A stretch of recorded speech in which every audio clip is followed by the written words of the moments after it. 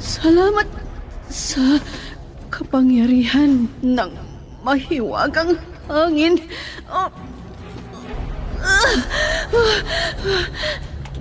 Nandito na ako sa kuweba. Aray ko! Manganganak na ako!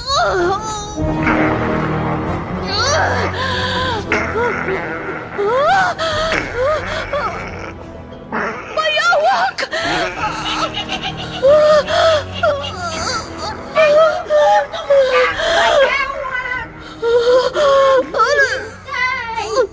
Nalamunin ang mga panganak ko!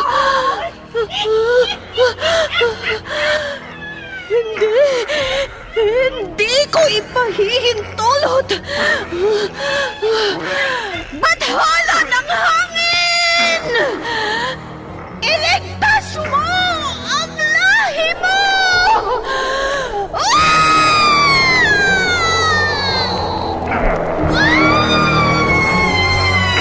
Bakit hindi mo sinamalang sanggol? Ikaw, bayawak!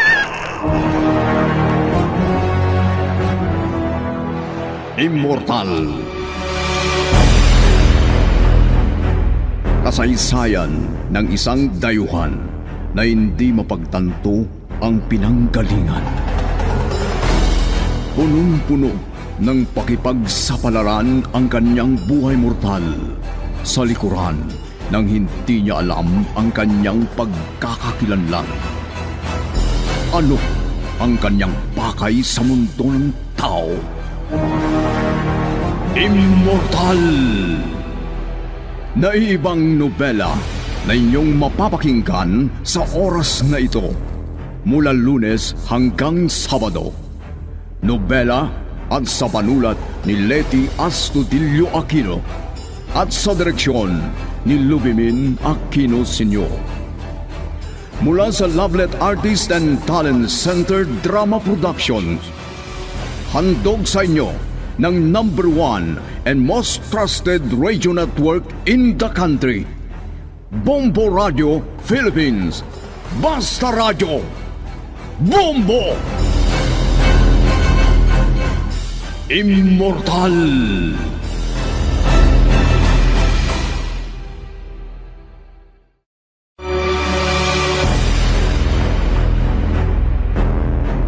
Ang nakaraan.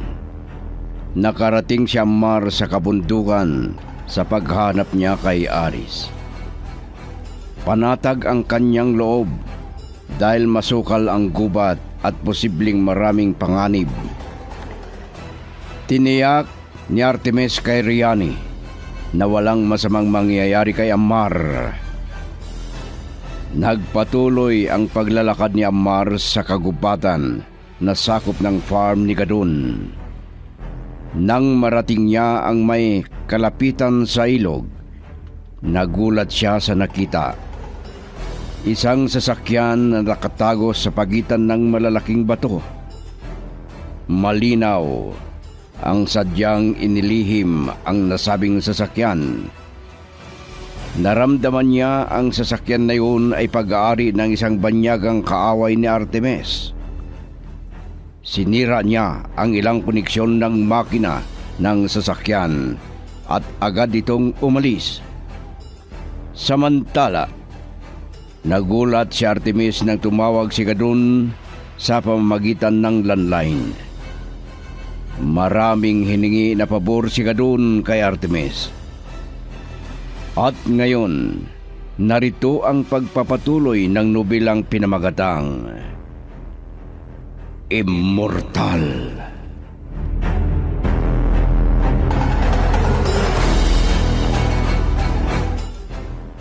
Handa akong tumulong sa anumang problema mo, amigo Gadon.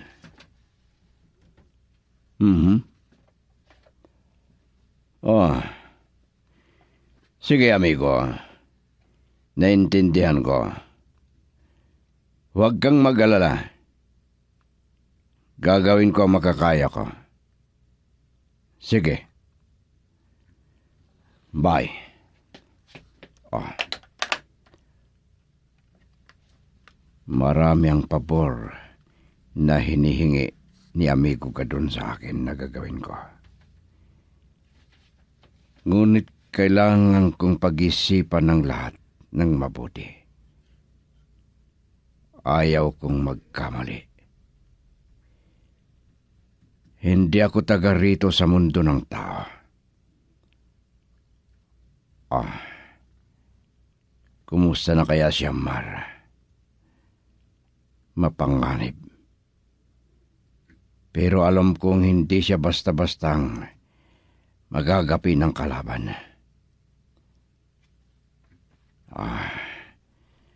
Susubukan kong kontakin ang cellphone niya. Kahit alam kong mahirap ang signal doon. Ganun pa man,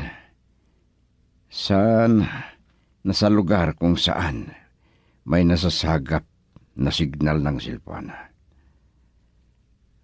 Tatawagan ko si Amar.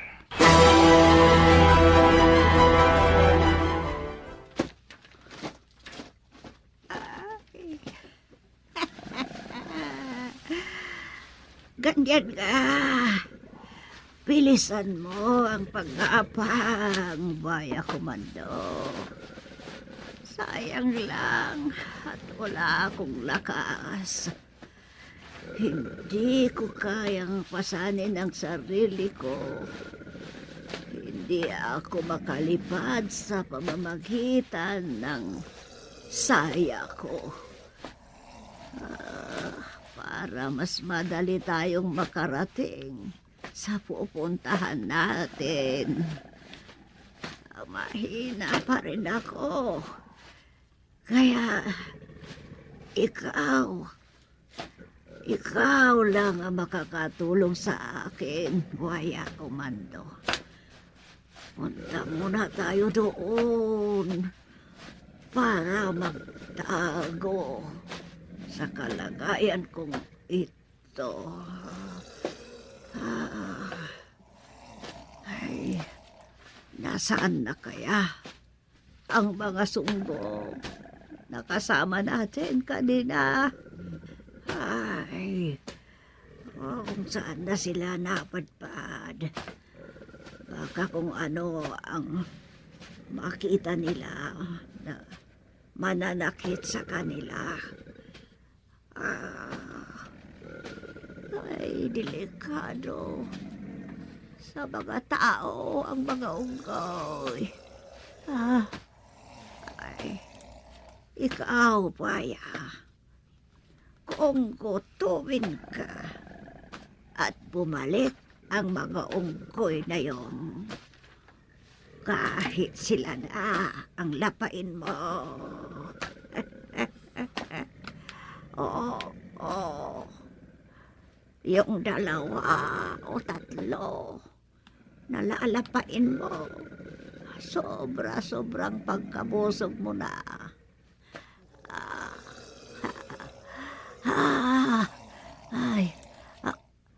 Bakit bigla kang huminto sa paggapag? Bakit? May naamoy kang kalaban? Kung ganun, magtago tayo, Baya Komando.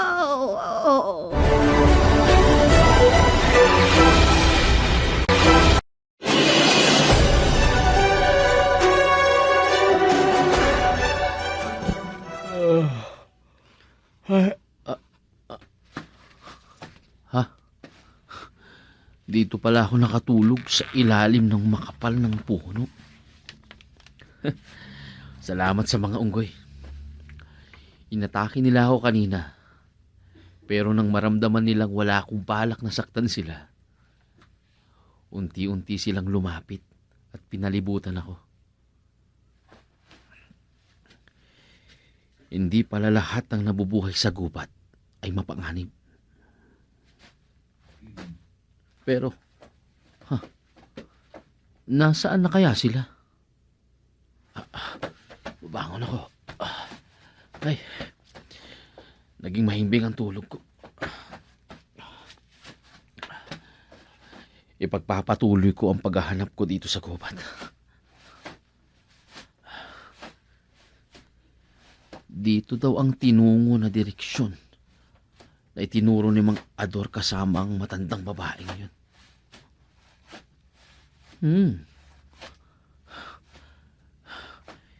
Misteryosa ang matandang iyon.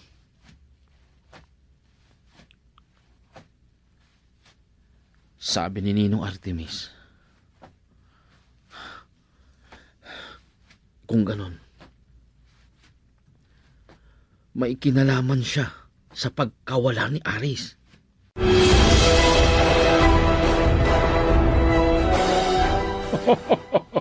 Nakalusot ako.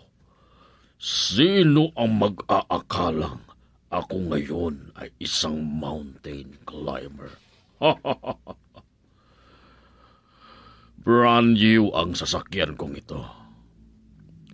Pero pinagmukha kong luma sa binayadang kong magaling na mekaniko. Hindi halatang isang bilyonaryo ang nakasakay sa sasakyang ito. Mukha na lang itong service ng isang magsasaka sa probinsya. Walang makakakilala sa akin sa itsura kong ito. Kahit makita man ang mata ko, natatakpan ng makapal na balbas at bigote. At kalbo na ako. Kilala ng lahat na kalbo ang congressman na si Cardo Gadon. Magtatago ako sa plantasyon at ipapakalat na patay na ang wanted na kongresista. Anong ginagawa ng mga alertong vlogger na nagkakalat ng peking balita? Paniniwalaan nila ang kanilang ibinabalita.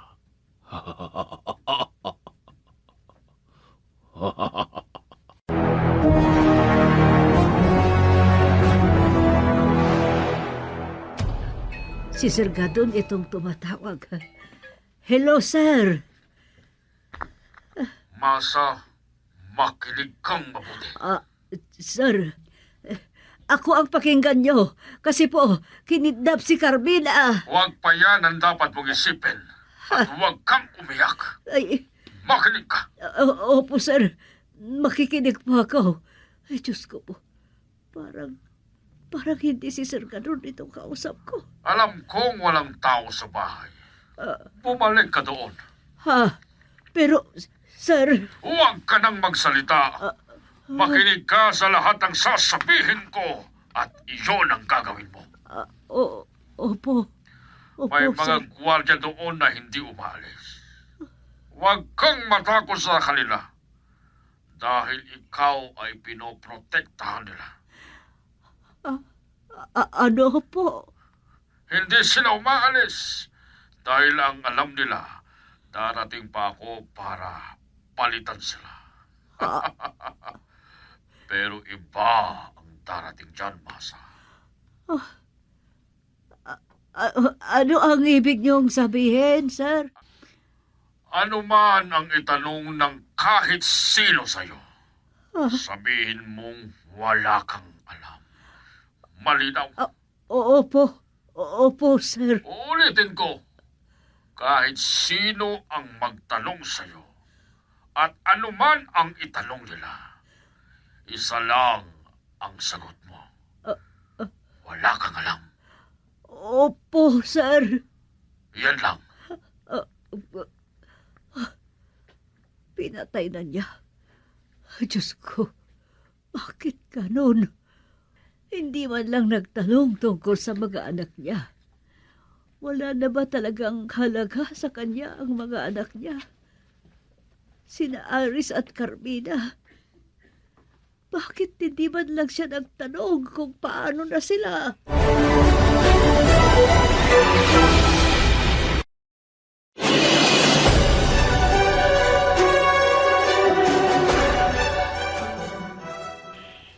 Sir, babalik na po ako sa bahay ng mga amo ko, gaya ng utos niya. Yan bang sinabi niya sa'yo, Masa? Opo, sir. Mahigpit ang bilin niya. Ang kinatatakutan ko po, mag-isa lang po ako doon. Anong sinabi niya tungkol sa mga nawawalang anak? Yun po ang masakit sa dibdib ko, sir. Parang wala siyang pakialam sa nangyayari kina Aris at Carmina. Sige, Masa. Sundin mo ang utos ng amo mo. Huwag kang mag-alala. Sisiguraduhin ko ang kaligtasan mo. Maraming salamat po, sir. Masa, hindi na ako magtatanong kung ano man ang sinabi ni Gadon sa'yo. Manatili, ikaw lang ang nakakaalam. Totoo po, sir. Mahigpit ang bilin niya na huwag akong magsalita ng kung ano. Pero, paano na po ang mga nawawalang magkapatid? Parang wala po siyang ginagawang hakbang para hanapin man lang sila. Alam ni Gadon ang ginagawa niya, Masa. At ang tungkol sa mga magkapatid, kung yun ang pag-uusapan, dahil anak niya, walang mangyayari sa kanila. Kaya hindi ako naniniwala na wala siyang alam sa nangyayari sa kanyang pamilya.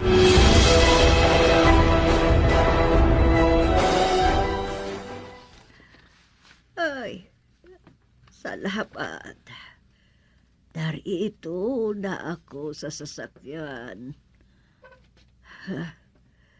Dito ako maghihintay kung kailan ibabalik ni Reyna Hantesa ang aking lakas. Mabuti na lang at hindi niya isinama si Buhaya Komando na inalisan ng lakas. Dahil kung nangyari yun, patay na kami sa farm ng taong gahaban. Hayaan ko lang si Buhaya Komando sa ilalim ng sasakyan. Diyan siya manatili at matutulog habang nandyan siya. Maging gwardya siya sa akin.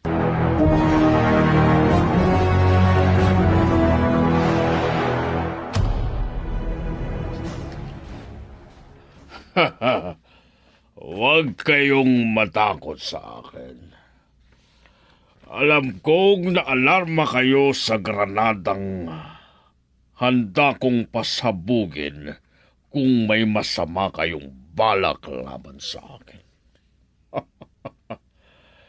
Pero hanggang ngayon, habang nagsasalita ako, hindi pa rin ba niyo ako nakikilala?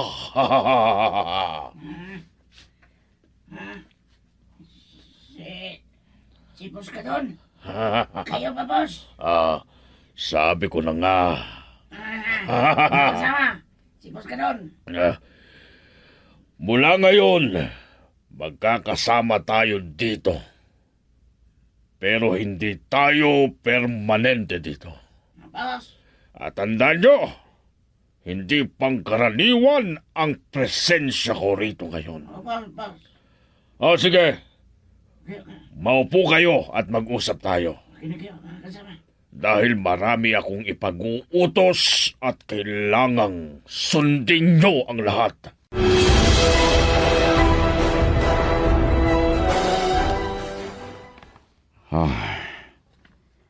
Delikado talagang sitwasyon ni Amigo Gadon.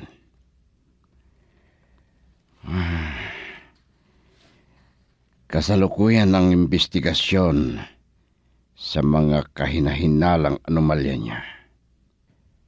Pero mas nakapagtataka kung bakit gusto kong malaman ang buong katotohanan sa mga ibinibintang sa kanya.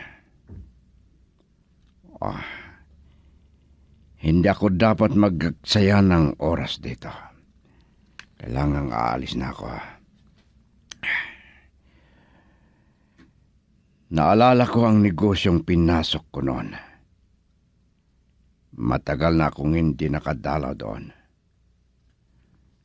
Doon ako tutungo at kakausapin ko ang katiwala ko. Maasahan ng taong yon. Kaya hindi ako nagkamaling ipagkatiwala sa kanya ang frontline na negosyo. Iyon din ang dahilan kung bakit tinanggihan ko noon ang alok na share ng bagong bukas na negosyo niya.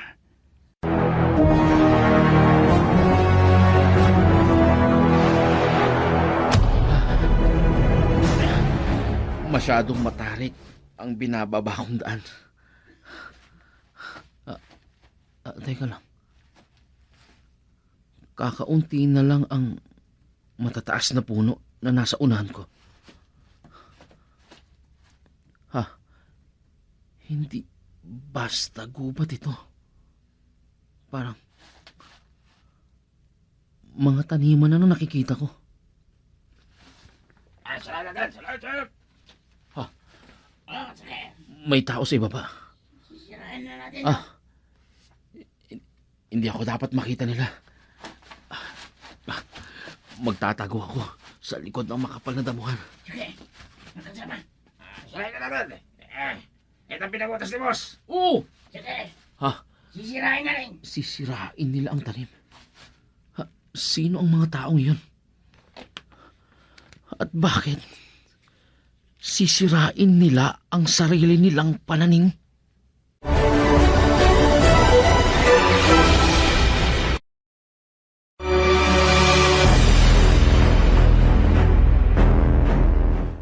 Ano pa ang mga susunod na mangyayari? Mga kaibigan, pakinggan bukas ang karugtong ng nobelang Immortal. Mula sa panulat ni Lite Astudillo Aquino at sa direksyon Lobimin Aquino Sr. Mula sa Lovelit Artist and Talent Center Drama Productions, handog sa inyo ng #1 and most trusted source of news and information, Bombo Radio Philippines. Basta Radio Bombo.